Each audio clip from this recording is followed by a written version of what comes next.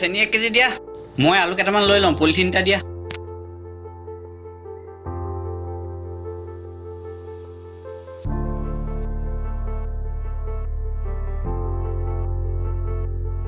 দাদা দাদা সিগারেট এটা দিয়ক এইটোতো নবীন মাষ্টৰ ল'ৰা ই বহুত মদাহী হৈ গ'ল দেই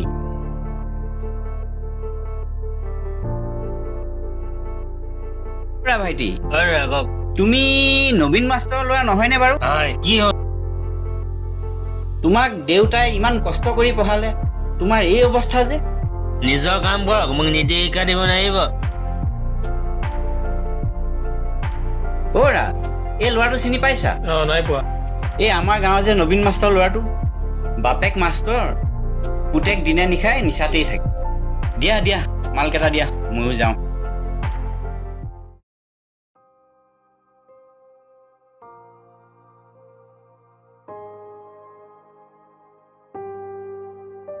দেউতা কিবা কম বুলি কৈছিলা নহয় বাবা আহিলি তোক এটা কথাৰ কাৰণে মাতিছিলো কি কথা দেউতা তোৰ কাৰণে মই এটা কামৰ ব্যৱস্থা কৰিছো সেই কামটো কৰিলে তই মাহত কিবা এটা পাই থাকিবি এই ধীৰাজ বোলাটোৰ লগত মদ খাই অনাই বনাই ঘূৰি ফুৰাতকে তই এই কামটো কৰিলে অন্ততঃ তোৰ মাহত কিবা এটা ওলাই থাকিব তই কথাটো অকণ ভাবি চাবি ভালকে দেউতা মোৰ এতিয়া একো কাম বন কৰিব মন নাই কিয় কাম কৰিব মন নাযায় মদ খাই অনাই বনাই ঘূৰি ফুৰিব মন যায় হা শুন বাবা মোৰো আত্মসন্মানৰ কথা আছে তোৰতো নিজৰ সন্মান নাই মোৰো সন্মান নোহোৱা কৰিলি গাঁৱৰ মানুহে তোক দেখিলে এতিয়া লেই চেই কৰে তই বুজি পাইছ নাই কথাটো তেনেহ'লে তুমিও শুনি লোৱা মোৰ কথা তুমি যেনেকৈ ভাবে যি ভাবা ভাবি থাকা আজিৰ পৰা মই মোৰ নিজৰ দায়িত্ব মই নিজেই ল'ম বাবা ঠিক আছে মোৰ কথা নুশুনা পিছত পস্তাব লাগিব তই পিছত পস্তাব লাগিব চাই থাক মাষ্টৰ মাষ্টৰ মাষ্টৰ ককাইদেউ আহক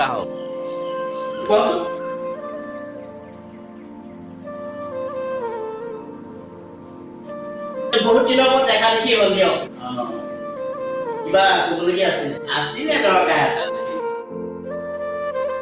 বিশেষ এটা কথাৰ কাৰণে কথাটো কোৱাৰ কাৰণে বেয়া নাপাব আপোনাৰ ল'ৰাটোক আজি কেইদিনমানৰ আগত এখন দোকানত লগ পাইছোঁ সি বৰ নিচাসক্ত অৱস্থা আছে এৰা তাৰ কথানো কি ক'ব ইমান কষ্ট কৰি মই তাক ডাঙৰ দীঘল কৰিলোঁ পঢ়ালোঁ শুনালোঁ BA পাছো কৰালোঁ মই সি মোৰ কথা নুশুনে বুজিছেনে কি কম সেই মাকজনী সি সৰু থাকোঁতেই ঢুকালে মোৰ সন্মানটো সি শেষ কৰি পেলাইছোঁ বুজিছে আপুনি কোৱাৰ কাৰণে মই বেয়া নাপাওঁ মোক ৰাস্তাই ঘাটে বহুত মানুহে কয় কথা কি কৰিম হে নোৱাৰিছোঁ মই বুজাই তাক এই ধীৰাজ বোলাটো তাক শেষ কৰি পেলালে আৰু আছে দুটামান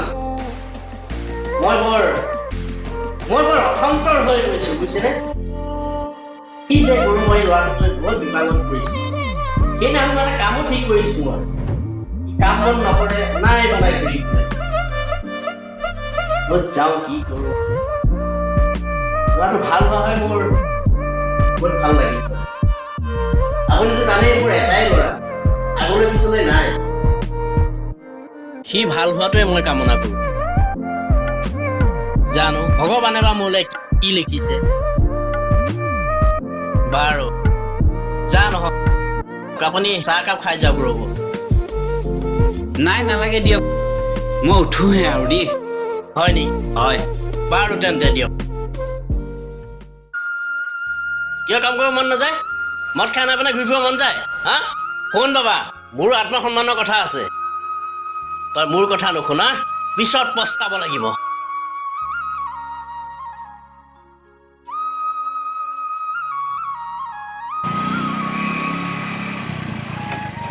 অনাস কি হ'ল এনেকে বহি আছো যে মিন্ময় কি কবি বুজিছ দেউতাই মোক সদায় গালি পাৰি থাকে কিয় মদ খোৱাৰ বাবে আজিকালি মোৰ কোনো কামতে মন নবহে আৰু সেইটো কাৰণে দেউতাই মোক সদায় গালি পাৰি থাকে চাৰাজ এটা সময় আছিল দুইটাই আমি একেলগে মদ খাইছিলোঁ। আজি তই মোলৈ চা, মই ক'ত আৰু তই ক'ত।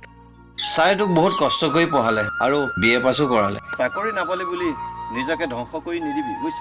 তাকেও মদ এৰিম বুলি ভাবিও এৰিব নোৱাৰা হ'ল। তই পাৰিব লাগিব ৰাজ।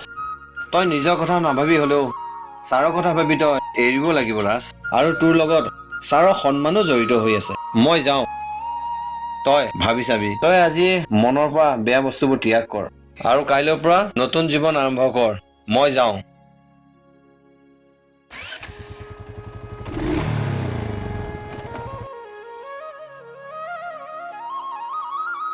এৰা, মৃন্ময়ে ঠিকেই কৈছে। মই দেউতাৰ কথা ভাবিব লাগিব, মই ভাল হ'ব লাগিব। মই ভাল হ'ব লাগিব।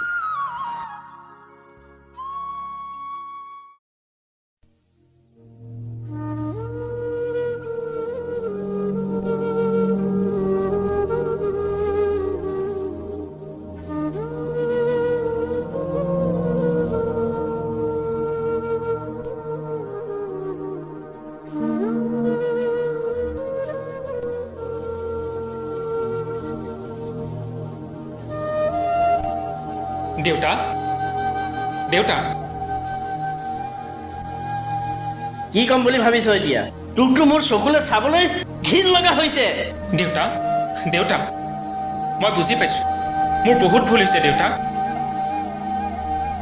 এই অঞ্চলত তোমাক সকলোৱে সন্মান কৰে আৰু মোৰ বাবে তোমাৰ সন্মান নষ্ট হৈছে। মই আজিৰ পৰা এই বদ অভ্যাসবোৰ ত্যাগ কৰিম দেউতা। দেউতা, মই আজিৰ পৰা এই বদ অভ্যাসবোৰ ত্যাগ কৰিম আৰু ভাল মানুহ হ'ম দেউতা। তোমাক কথা দিছোঁ, মোক ক্ষমা কৰা দেউতা। মইতো ইমান দিন তাকে বিচাৰি আছিলোঁ বাবা। দেউতা, মই বহুত সুখী হয় আজিৰ পৰা বাবা। মোৰ বহুত ভাল লাগিছে। মই গাঁৱৰ 10জন মানুহক ক'ব পাৰিম বুকু ফিন্দাই, মোৰ ল'ৰা আজিৰ পৰা ভাল হৈ গ'ল।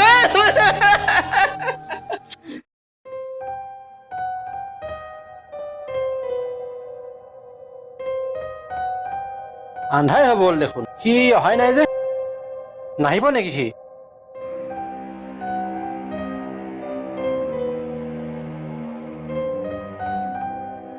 বা ই ইমান দেৰি কৰিছে। ছোৱালী মানুহহে ইমান টাইম লাগে। ইমান টাইম লাগিছে নে? কেইডাল আহিছে চা। ঐ বন্ধু,